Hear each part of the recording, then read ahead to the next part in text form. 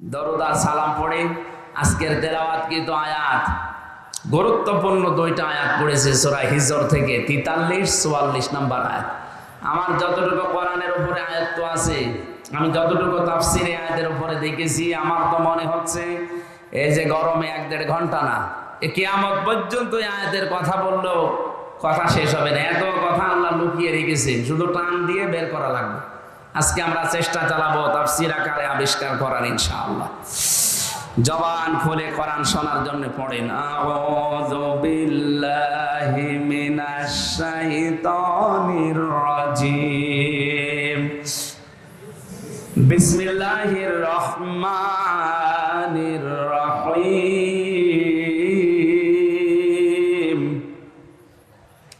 ওয়া ইন্না জাহান্নামা লামাউইদুহুম আজমাইন লাহা সাবআতু আবওয়াব লিকুল্লি বাবিম মিনহুম জুজউম মাকসুম।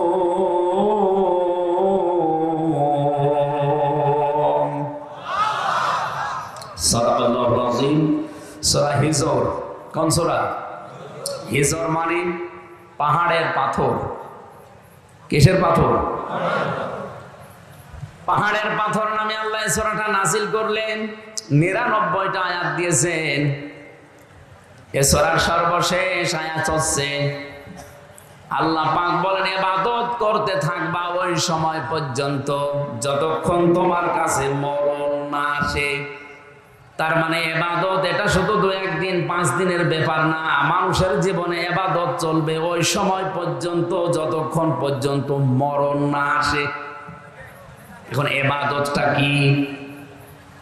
আমরা অনেকে এখানে ধারণা করে রেখে দিয়েছি এই সূরার সর্বশেষ আয়াত কি? ওয়া'বুদ, তোমরা ইবাদত করো, রব্বাকা, তোমার রবের, হাত্তা, যতক্ষণ, ইয়াতিয়াকাল ইয়াকিন, তোমার কাছে মরণ না আসে।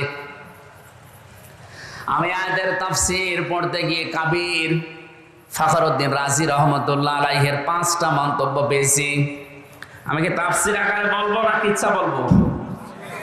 তাফসীরুল কোরআন মাহফিল আপনি লিখে দিয়েছি, এই জন্য আমি ওইদিকে যাচ্ছি। যেহেতু ধারণাটা পাল্টাতে হবে ইবাদতের। মানুষ মনেই করে ইবাদত মানে মসজিদে যতক্ষণ নামাজ পড়ি ওইটা ইবাদত, রমজান আসলে যতক্ষণ 11-12 ঘন্টা রোজা রাখি ওইটা ইবাদত, হজ করতে গিয়ে যে 4-5 দিন সময় লাগে ওইটা ইবাদত, যাকাত শুধু বছরে একবার যে কয় মিনিট দিয়েছি ওইটা ইবাদত। কে বলেছে আপনাকে? আল্লাহ পাক বলেন, মরণ যতদিন না আসে ততদিন পর্যন্ত ইবাদত করবা তোমার রবের। তার মানে শব্দ থেকে বোঝা যায় ইবাদত শুধু মসজিদের এই 5 মিনিট 7 মিনিট 10 মিনিট না, রমজানের 11-12 ঘন্টা না, অবশ্যই ইবাদত করা লাগবে আজরাইল আসার আগ পর্যন্ত। এই হিসাবে আমি যে খাবার খাই এটাও ইবাদত। কথা বলেন না কেন? কেউ যদি সকালবেলা উঠে নাস্তা করার সময় বলে বিসমিল্লাহির রহমানির রহিম, এই শব্দ বলার পরে মুখে খাবার দেয়, 8 মিনিট 10 মিনিট 15 মিনিট 20 মিনিট ধরে যদি রুটি খায়, খাবার খায়, পুরা খাবারটাই হয়ে যাবে ইবাদত। খাবার খাওয়ার পরে টয়লেটের প্রয়োজন দেখা দেয়, টয়লেটে প্রবেশ করার সময় যদি কেউ বাম পা দিয়ে প্রবেশ করে বলে আল্লাহুম্মা ইন্নী আউযু বিকা মিনাল খুবুসি ওয়াল খাবাইস, হে আল্লাহ আমি যত দুষ্ট জিন আছে, সে নারী জিন হোক পুরুষ জিন হোক, তাদের থেকে তোমার কাছে আশ্রয় চাই। এই শব্দটা বলার পরে যখন মানুষ টয়লেটে বসে তখন শয়তানের চোখের উপরে পর্দা পড়ে যায়। এখানে কত হাজার হাজার মুসলমান আছে এই শব্দটা বলে টয়লেটে বসবে, এইটাও বলে না, ও জানেও না। শয়তান কিন্তু জান্নাত থেকে আদম হাওয়াকে বের করে দেবে, এটা তার টার্গেট ছিল না। প্রথমে ওর প্রথম টার্গেট ছিল আদম হাওয়াকে আমি কি করে উলঙ্গ অবস্থায় লজ্জায় স্থান দেখবো। এজন্য এই শব্দটাকে নবীজি আমাদের শিখিয়েছেন। শয়তান যেন তোমাদের লজ্জা স্থান থেকে আনন্দ করতে না পারে।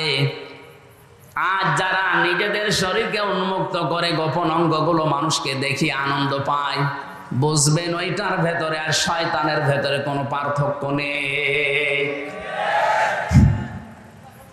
আমরা বাংলাদেশেও একটা প্রাণী দেখি, কুকুর, 1-1.5 হাত লেজ, কথা বলেন না কেন?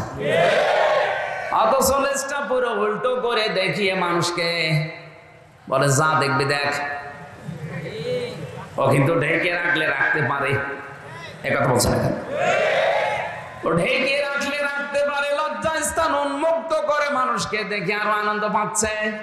আজ যারা নিজেদের গোপন অঙ্গকে, যে সমস্ত বিষয়গুলো ঢেকে রাখা দরকার ছিল, এগুলো যারা জনগণকে দেখিয়ে উন্মুক্ত করে আরো আনন্দ উল্লাস করে, বুঝবেন এইটা আর কুকুর সমান।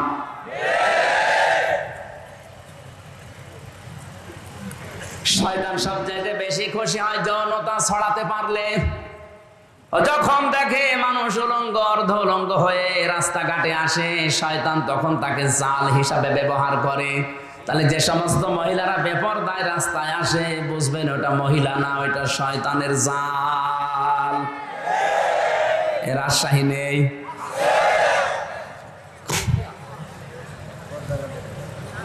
কোন মহিলাকে নবীজি দাজ্জুস বলেন নাই হাদিসে, আদ-দাজ্জুস লা ইয়াদখুলুল জান্নাহ, এটা মুযাক্কার শব্দ।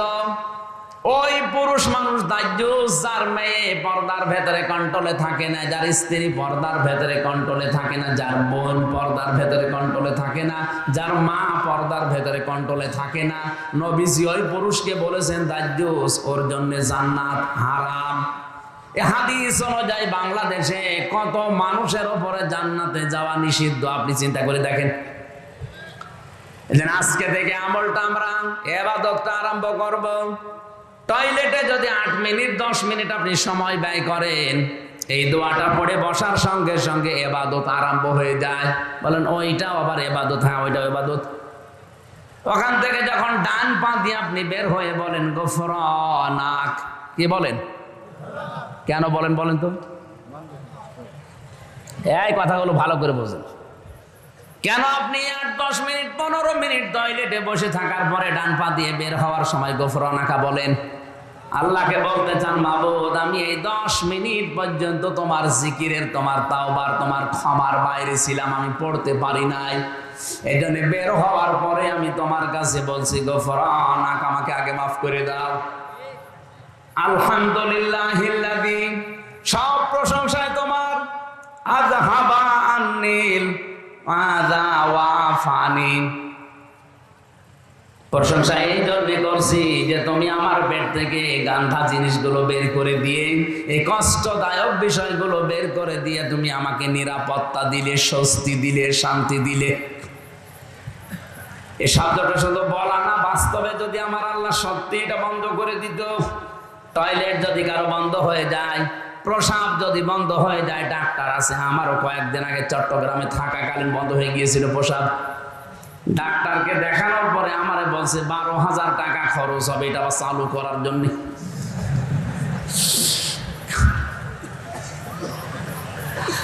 আল্লাহ পাক যদি আপনার বন্ধ করে দিত, শরীরের কত জার্মগুলো আল্লাহ পায়খানা প্রসাবের মাধ্যমে দিনে আল্লাহ বের করে দিচ্ছে। এই জন্য তো আপনি শুকরিয়া আদায় করলেন। এই যে যতক্ষণ থাকলেন পুরো 8-10 মিনিট আপনার ইবাদত হিসাবে গণ্য হয়ে গেছে। বলেন সুবহানাল্লাহ। এবার আমার আসল কথা এখানে খেয়াল করেন। এই যে 7-8 মিনিট আমি যাই বললাম টয়লেট নিয়ে যাওয়া আসা, ইবাদতটা নিয়ে অনেকেই কিন্তু আনন্দে আছে যে না অসুবিধা নেই, এটা ভালো কথাই বলছে। আরে ভাই, 8-10 মিনিট টয়লেটে থাকা যদি ইবাদত হয়, বিশ্বনবী যে 10 বছর কোরআন দিয়ে রাষ্ট্র চালালেন, এটা ইবাদত না? এটা শুনলে আপনার গায়ে জ্বালা করে। তাহলে আমি কি খালি টয়লেটের ওয়াজ করব? টয়লেটের আদব কায়দা এই কথাগুলো শুনলে খুব ভালো লাগছে। হুজুর আরো বলেন 10 মিনিট ধরে। 10 মিনিটে যদি আপনি এত আনন্দ পান, 10 বছরে আপনার আনন্দ আরো বেশি পাওয়া দরকার। ওই আনন্দটা আমরা দুনিয়ার বিষয় মনে করে ছেড়ে দিয়েছি। এই জন্য আজ তামাম দুনিয়ার মুসলমানেরা জুলুমের শিকার। কথা কত দূর গেল আপনি মনে হয় টের পাননি? টের পেয়েছেন? সুতরাং এবাদত শুধু টয়লেট না, এবাদত শুধু প্রসাব পায়খানা না, এবাদত এই পৃথিবীকে কোরআন দিয়ে চালানো এবাদত। যতদিন আজরাইল না আসে এই দায়িত্ব আমাকে পালন করতেই হবে, পালন করাই লাগবে। এই সূরার মূল কথা, শেষের কথা এইটাই ছিল।